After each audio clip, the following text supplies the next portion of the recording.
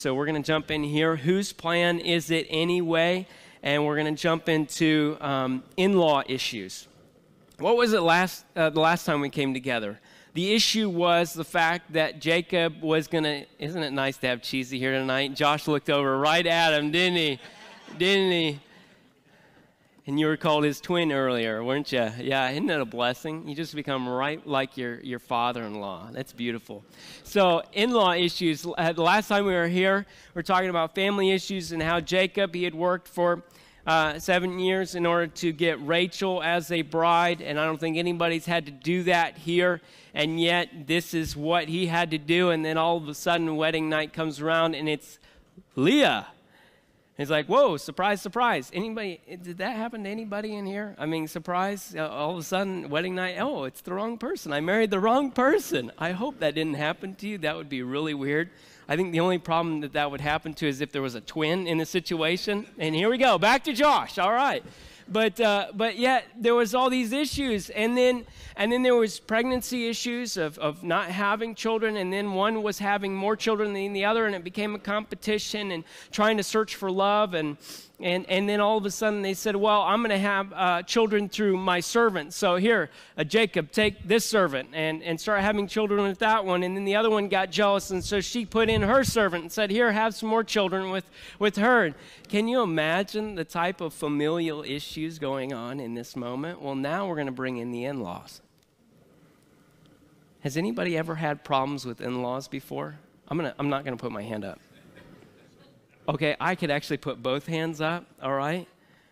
It's because I'm imperfect, not them. They're perfect. I hope they're watching this. Wink, wink. Okay, but there are those issues, but hopefully you've never had the issues like you're going to see here tonight with Laban. So let's jump into this. Whose plan is it anyway? We're going to jump into point number 1, extended service. Oh, there, I put the remote. Extended service.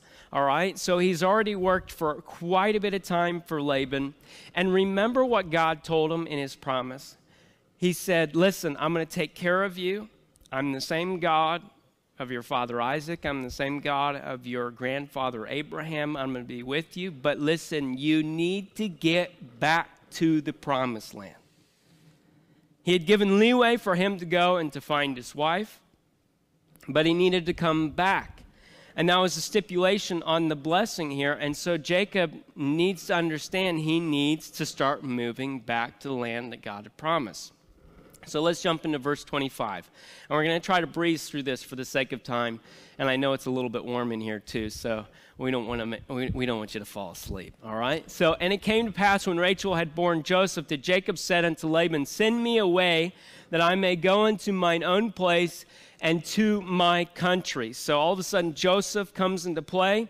And we know this is the firstborn of Rachel. And sometimes when you have a child, certain things come back into reality. Maybe you take a break for a while from your goals and what you're moving for, and then all of a sudden the child comes into place, and then I need to start getting some things together.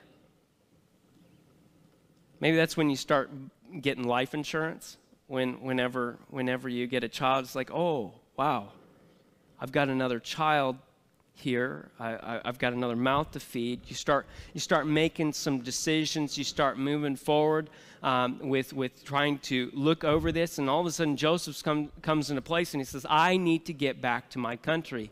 He says, give me my wives and my children for whom I have served thee, and let me go, for thou knowest my service which I have done thee. So you know the work that I put in here.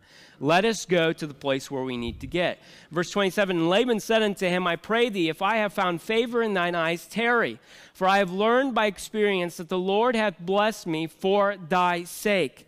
So I don't know if you've noticed this, but with Laban, he has this surface view of God. He has a surface view because when it came to his sister going back to be with Isaac, he's like, oh yeah, God's made this happen. Go ahead and take her. And then all of a sudden it was time to leave. And he says, hold on, can we wait just a little while longer? He takes God seriously about this much. But in this, the surface was, I am being blessed because you're here. My wallet is getting thicker because of the blessing that is coming because of how you're watching over my flocks. And so he says, listen, could you please just stick around, because I know that I'm being blessed because of your sake. Verse 28, and he said, appoint me thy wages, and I will give it. Again, he says this again, just tell me what you want, and I'll give it to you. We'd always like that kind of leverage, right?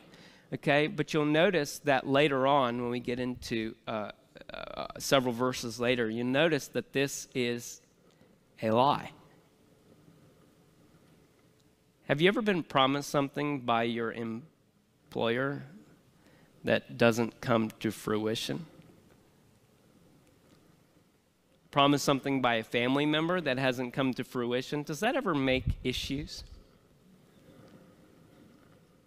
Promise something by your in-laws? Does that ever, create some problems when it doesn't come to fruition? And this is what's going to happen. But he says, hey, tell me what you want, I'll give it to you. Verse 29, he said unto him, Now knowest how I have served thee, and how thy cattle was with me. For it was little which thou hast before I came, and it is now increased unto a multitude, and the Lord hath blessed thee since my coming. And now and shall I provide for mine own house also. So Jacob's responding here, and he's saying, you had little, and now you have much because of my supervising what you have. Okay, but I don't have anything to show for it. He's got a lot of children, a lot of mouths to feed, and so he's got to start thinking about those mouths to feed. He says, I really don't have anything. I built up all of this for you. I need to start thinking about my family. And he said, what shall I give thee? And Jacob said, thou shalt not give me anything. If thou wilt do this thing for me, I will again feed and keep thy flock. I will pass through all thy flock today, removing from thence all the speckled and spotted cattle, and all the brown cattle among the sheep, and the spotted and speckled among the goats. And of such shall be my hire. Now, what he was saying here is that he was going to be removing all of those that weren't exactly the normal type of livestock that they would have. So usually they'd have one color, and he says the rarity of the colors, he was going to separate for those. Okay, those that weren't just purely one color of the goats there, then he was going to separate those that were speckled and spotted. And all of those that weren't normal, he was going to take with him. Okay? That's going to be his wages. And he says, so shall my righteousness answer for me in time to come, when it shall come for my hire before thy face. Every one that is not speckled and spotted among the goats and brown among the sheep, that shall be counted stolen with me. So all of those that are not speckled, spotted, those are that are not brown, those are going to be going to Laban. Okay? And Laban said, behold, I would it might be according to thy word. There's an agreement here. And he removed that day the he-goats that were ring-straked and spotted, and all the she-goats that were speckled and spotted, and every one that had some white in it, and all the brown among the sheep, and gave them into the hands of his sons. And he set 3 days' journey betwixt himself and Jacob fed the rest of Laban's flock. So Laban took all of the ones that would be classified as Jacob's, and he separated them and gave them to his sons. And so Jacob was fixed with the ones that he wasn't supposed to be getting. You see where he's starting? The start-off point is, I'm probably going to lose this battle. And yet, Jacob took him rods of green poplar. Now this is super interesting to me, and I'll kind of explain this a little bit later on. But he took him rods of green poplar and of the hazel and chestnut tree, and piled white strakes in them, and made the white appear, which was in the rods. So he's fashioning these rods out of the wood, and he's doing different things Why? Because it says he set the rods which he had piled up before the flocks in the gutters in the watering troughs when the flocks came to drink. So these sticks, he piled them up in the watering troughs. So when they come to drink, what would happen? That they should conceive when they came to drink. That they'd start having more animals, right? They'd have the babies. But yet he thought that these sticks, because they were spotted and speckled, that they would have some sort of an influence on these herds to where they'd have spotted and speckled offspring. You say, well, that's kind of goofy, isn't it? It's kind of goofy. I'm going to influence, when they're drinking water, I'm going to pile up these sticks so it'll influence the offspring that they have, so all of a sudden there'll be an abundance of the ones that are supposed to come to me. And the flocks conceived before the rods and brought forth cattle ring-straked and speckled and spotted. Whoa. It actually happened the way that he wanted to influence. And Jacob did separate the lambs and set the faces of the flocks towards the ring-straked and all the brown in the flock of Laban. And he put his own flocks by themselves and put them not unto Laban's cattle. And it came to pass, whensoever the stronger cattle did conceive, that Jacob laid the rods before the eyes of the cattle in the gutters, that they might conceive among the rods. So he wanted these stronger animals. Now, there is the matter of the genes and the traits that they get, and so there's an understanding of when he's having these animals come together that they're when you have strong ones, hopefully those will have strong offspring, right? And the weak ones, they'll probably have weak offspring. That's why when Keely and I we have had our children, they aren't like 6'7". You want to know why? Because we're both short. If one of our offspring was 6'7", I'd be a little concerned. Okay? It'd be like, well, where did those genes come from? Now, I'm thankful. You see, where did the red hair come from? Well, you saw it the last night of VBS. You saw where Kian's red hair came from. All of a sudden, it just came out in its natural form on my head, and it's like, wow, that's where his red hair came from, right? You got it, all right. But he's using strategies in order to make sure that the flocks go in his direction to where he builds his own herd. There is the matter of strategy where there is science here, but then on the other side, there's also superstition. It's kind of like when you're watching the free throw shot. And what do? Why are they doing that? Because it looks cool to have wavy fingers? It looks dumb, okay? But at some point, they thought that would help them make the shot or lose the shot or whatever. It's kind of like when I was up north with my in-laws, okay? We'd watch U of M. And every time they would score, we would get to eat a piece of chocolate, okay? Now, I just enjoyed the chocolate. But my father-in-law, I don't know if he thought that helped them along, because it really didn't. They lost a lot. But then we had to go healthy and start eating grapes after every time, so we didn't eat too much chocolate and get sick.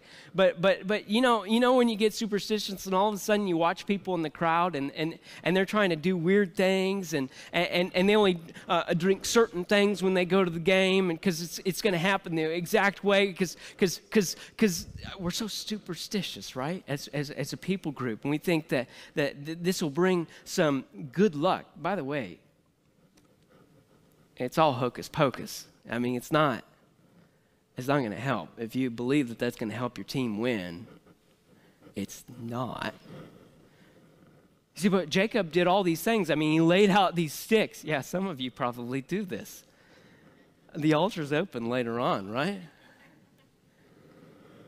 But he's laying out these sticks, and you say, wait a minute, it worked for him. all these strategies that he laid out, and it's working for him. It says, but when the cattle were feeble, he put them not in, so the feebler were Laban's and the stronger Jacob's. It's awesome. It's working together. Verse 43, and the man increased exceedingly and had much cattle and maidservants and menservants and camels and donkeys. I mean, it's just all these things are growing and building for him. It must be all that Jacob has done. Man, he must be good. He'd be a great farmer. He'd be in all the magazines, and he'd be a great influencer, right, in this time and age. And oh wow, just make sure that everybody knows what he's doing. And you better start getting those sticks out there in the watering troughs, and to make sure that it goes exactly as planned. And yet Jacob has done so great, and then all of a sudden he runs into some in-law problems. Has there ever been jealousy in your family? Has there ever been any assumptions that had no basis whatsoever? Y'all feel me on that? I mean, I think we've been there. Any whole Christmas times that's spent on stupidity? And yet here it comes in. Here's the in-law problems. You jump into 31, it says, and he heard the words of Laban's son, saying, Jacob hath taken away all that was our father's, and of that which our father's hath he gotten all his glory. He's taken everything away. He's stealing it all. He's stealing the inheritance. Have you ever heard that before? How dare they, right? I imagine none of us have these family issues. And Jacob beheld the countenance of Laban. And behold, it was not toward him as before. He was all excited and pumped that he was taking care of all of his stuff. And yet now he's not so excited because he's seen that the scales have turned. His deception, his tactics isn't working anymore. And he's seeing Jacob's blessing overshadowing his own. And the Lord said unto Jacob, return unto the land of thy fathers. Aren't you thankful that God always has a plan?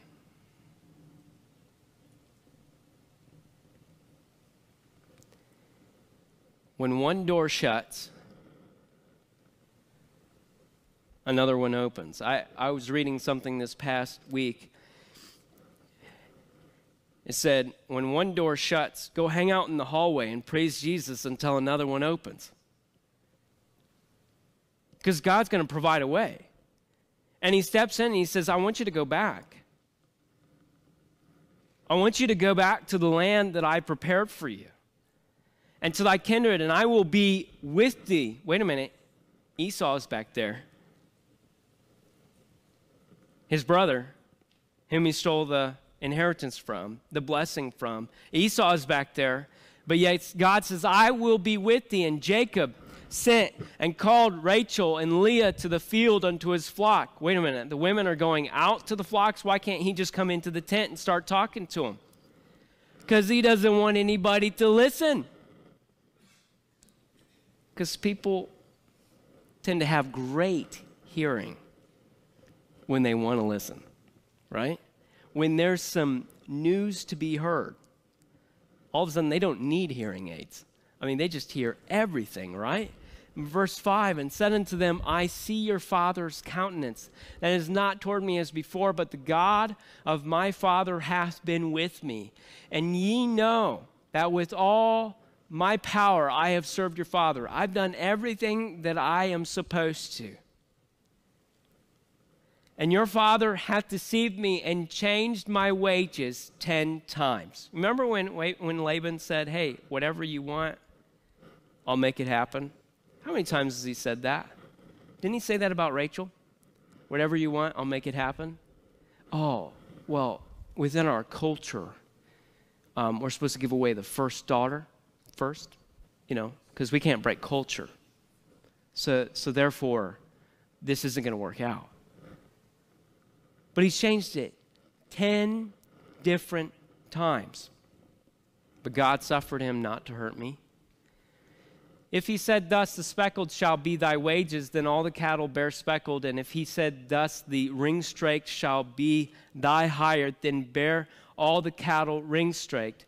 Thus God hath taken away the cattle of your father and given them to me. So he's just laying it out. He's saying all these things that he promised me, God's given to me. He's blessed it. And it came to pass at the time that the cattle conceived that I lifted up mine eyes and saw in a dream, and behold, the rams which leaped upon the cattle were ring-straked, speckled, and gristled. And the angel of God spake unto me in a dream, saying, Jacob.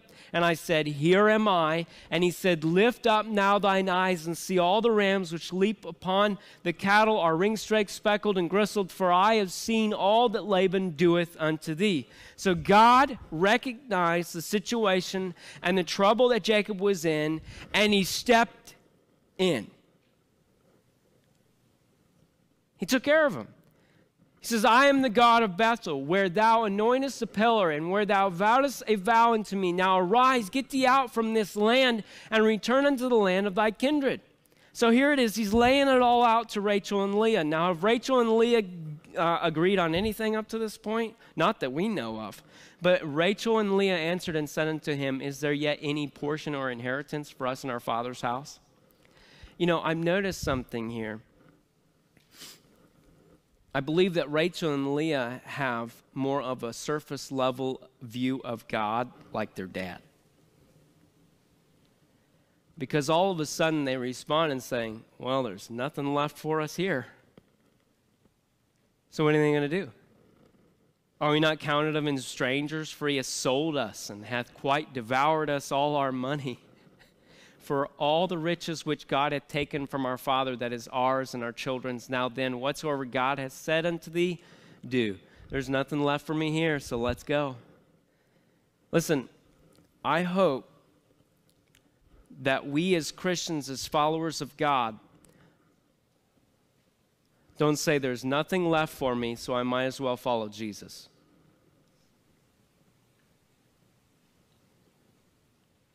That instead,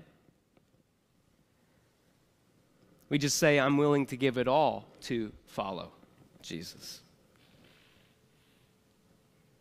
And Jesus is given that over and over again throughout when he called his followers after him. He says, you know, listen, gain the whole world but lose your own soul.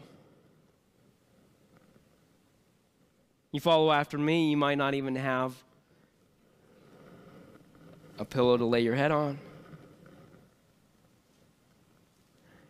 And so we see that there's more of a surface level view of God by Rachel and Leah, but they actually come in agreement and they say, hey, there's nothing left, let's go. So all of a sudden we have a hindered move. And they start moving. Then Jacob rose up and set his sons and his wives upon camels, and he carried away all his cattle and all his goods which he had gotten, the cattle of his getting which he had gotten in Padan-aram, for to go to Isaac his father in the land of Canaan. And Laban went to shear his sheep, and Rachel had stolen the images that were her father's. Did she steal pictures? You know, family pictures, you know, family album? No. These were idols that her father had. This is why I'm telling you that I believe his view of God is very surface level. It really doesn't go down much deeper. And this is why I'm telling you that his daughters are really following after daddy. She stole the images that were her father's. And Jacob stole away unawares to Laban the Syrian, in that he told him not that he fled. So they're getting out of there before Laban even finds out about this. So he fled with all he had, and he rose up and passed over the river and set his face toward the Mount Gilead.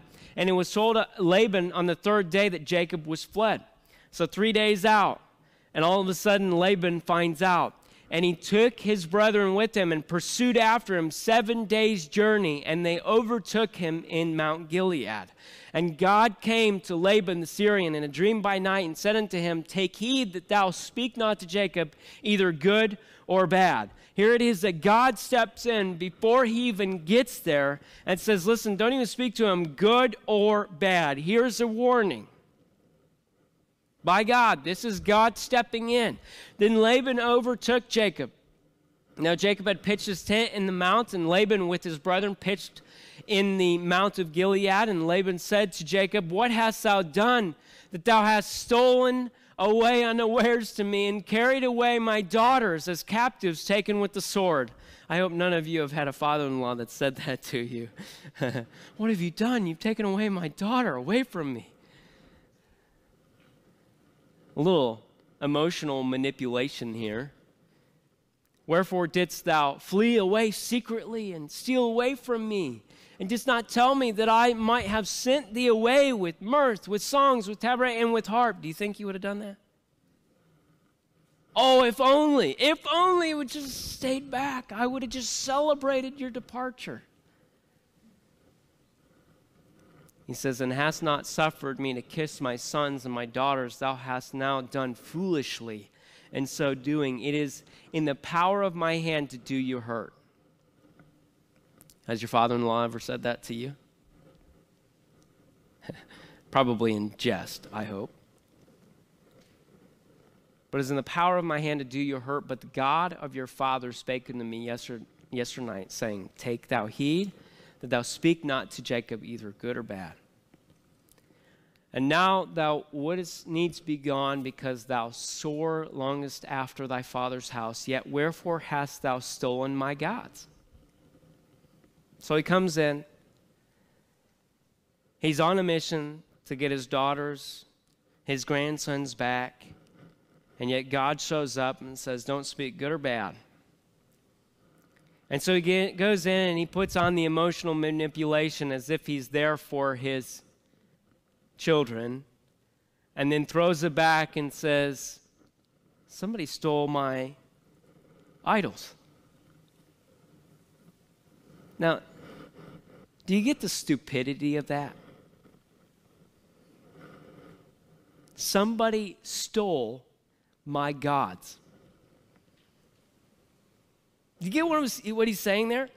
If they were gods, how could they be stolen? If they actually had power, how could they be? How could they be taken away? And yet, who was it the one that stepped in and spoke to Laban with authority, and Laban's actually obeying? I just thought that was an interesting little tidbit there. Where he's saying, somebody stole my gods, and Jacob answered and said to Laban, because I was afraid, for I said, peradventure thou wouldest take by force thy daughters from me. So that's why he left. He was afraid. He was afraid what Laban might do. With whomsoever thou findest thy gods, let him not live. Wow, that's brave, isn't it? Wait, who was the one that took it? His beloved Rachel. Before our brethren, discern thou what is thine with me, and take it to thee. For Jacob knew not that Rachel had stolen them. And Laban went into Jacob's tent, into Leah's tent, and into the two maidservants' tent, and he found them not. Then he went out of Leah's tent and entered into Rachel's tent. And then he went out of Leah's tent. Oh, I skipped a verse there. I read it twice there. Now Rachel had taken the images and put them in the camel's furniture and sat upon them. And Laban searched all the tent, but found them not. So Rachel's got a little scheme going on. And she said to her father, let it not displease my lord that I cannot rise up before thee, for the custom of women is upon me. And he searched, but found not the images. Now, did you get what she just said? I'm not going into depth. But she says, the custom of women is upon me. Guess what? Dads, no, don't mess with that. Here it is. The deceiver has been deceived by his own daughter. The one who stole his images, she's taking right after him. The deceiver has been deceived by his own daughter. But he didn't search. And Jacob was wroth and chode with Laban. Jacob answered and said to Laban, what is my trespass? What is my sin that thou hast so hotly pursued after me? Whereas thou hast searched all my stuff, which hast thou found of all thy household stuff, set it there before my brethren and thy brethren, that they may judge betwixt us both. So here it is. Jacob's laying it all out. All right, prove it. Prove what you've said. This is where a son-in-law gets all brave and mighty. Go ahead, prove it. Put it out right in front of me. And yet there was nothing that he had found. As 20 years have I been with thee. Thy ewes and thy she-goats have not cast their young, and the rams of thy flock have I not eaten. That which was torn of beasts I brought not unto thee. I bear the loss of it. Of my hand didst thou require it, whether stolen by day or stolen by night. So here he is. He's laying it out here. Even the losses Jacob took upon himself. He was a man of integrity in this sense. He's a man that went from deception to a man of integrity. He's starting to actually grow up. He's starting to actually mature. Thus I was in the day the drought consumed me, and a frost by night, and my sleep departed from mine eyes. Thus have I been 20 years in thy house. I served thee 14 years for thy 2 daughters, and 6 years for thy cattle. And thou hast changed my wages 10 times. Except the God of my father, the God of Abraham, and the fear of Isaac has been with me. Surely thou hast sent me away now empty. God has seen my affliction and the labor of my hands and rebuked thee yesternight. He's recognizing that God's stepping in. And Laban answered and said unto Jacob, these daughters are my daughters, and these children are my children, and these cattle are my cattle. And all that thou seest is mine. And what can I do this day unto these my daughters, or unto their children which they have borne? He's playing all the nice guy. Oh, they've all come from me. I can't do anything, right? Now therefore come thou. Let us make a covenant. I and thou, let it be for a witness between me and thee. And Jacob took a stone and set it up for a pillar. And Jacob said unto his brethren, gather the stones. And they took stones and make it a heap. And they did eat there upon the heap. And Laban called it, that one. But Jacob called it Gilead. And Laban said, this heap is a witness between me and thee this day. Therefore was the name of it called Gilead. And Mizpah, for he said, the Lord watch between me and thee when we are absent one from another. If thou shalt afflict my daughters, or if thou shalt take other wives besides my daughters, no man is with us. See, God is witness betwixt me and thee. And Laban said to Jacob, behold this heap, and behold this pillar which I have cast betwixt me and thee. This heap be witness, and this pillar be witness, that I will not pass over this heap to thee, and that thou shalt not pass over this heap and this pillar unto me for harm. The God of Abraham and the God of Nahor and the God of their father judge betwixt us. And Jacob sware by the fear of his father Isaac. Then Jacob offered sacrifice upon the mount, and called his brethren to eat bread. And they did eat bread, and tarried all night in the mount.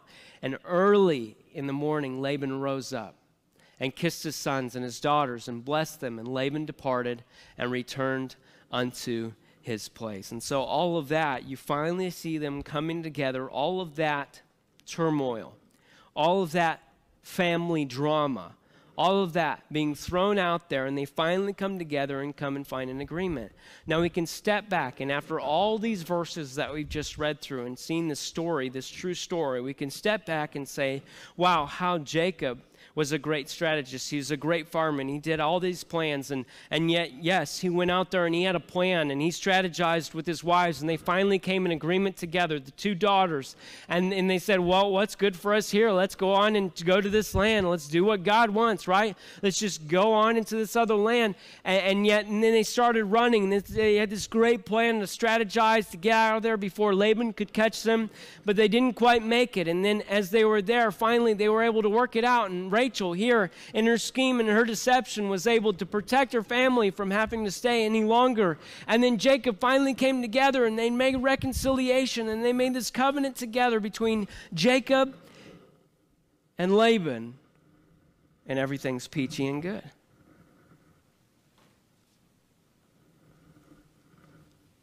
And if we go through all of that, we can totally miss the point. The point being God. It's not about Jacob. It's not about Laban. It's not about Rachel, Leah. It's not about their 12 sons, or the 11 sons, soon to be 12. It's not about the schemes, the plans, the strategies. It's not about all that. When you look at what God is sharing with us here, you're seeing that God provides. in all of that blessing and all that hardship, God stepped in and provided for Jacob and his family. And he's the one that we should be looking to. And Jacob got that. He stepped in and he understood, and he said, he presented it to his wives. He said, God has done all of this. Did you notice that Jacob didn't say anything about all the things that he did? He probably would have felt a little stupid putting all those sticks out there and saying, hey, wives, look at all these sticks that I threw out there. And then all of a sudden we had speckled and spotted goats. Like, oh, I think you've been out in the field too long. No, he turned around and he said, listen, God has provided all of what we have.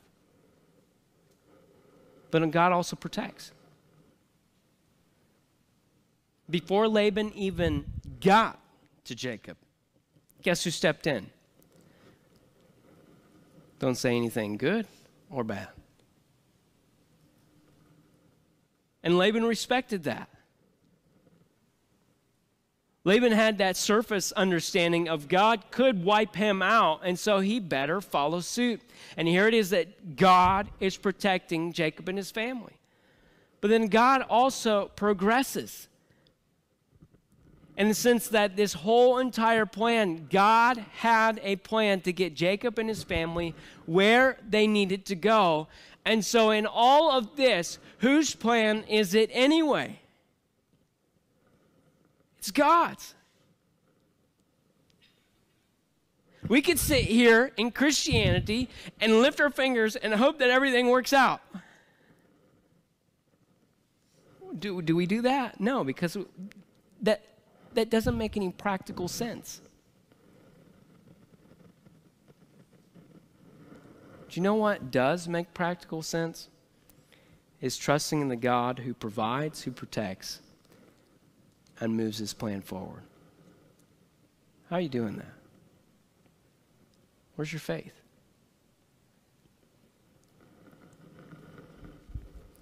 Are you more like Rachel and Leah who says, well, nothing else to do, let's go to church today? Oh, Derby's over. Let's go to church. Oh, nothing else to do. Let me read my Bible. I'm kind of bored. Let's go fellowship with other believers. I'll go make a disciple because, I got nothing else to do. Or is it dropping everything, be willing to drop everything for the sake of what God has placed in front of us to follow after his plan? Where are we at? How are we responding?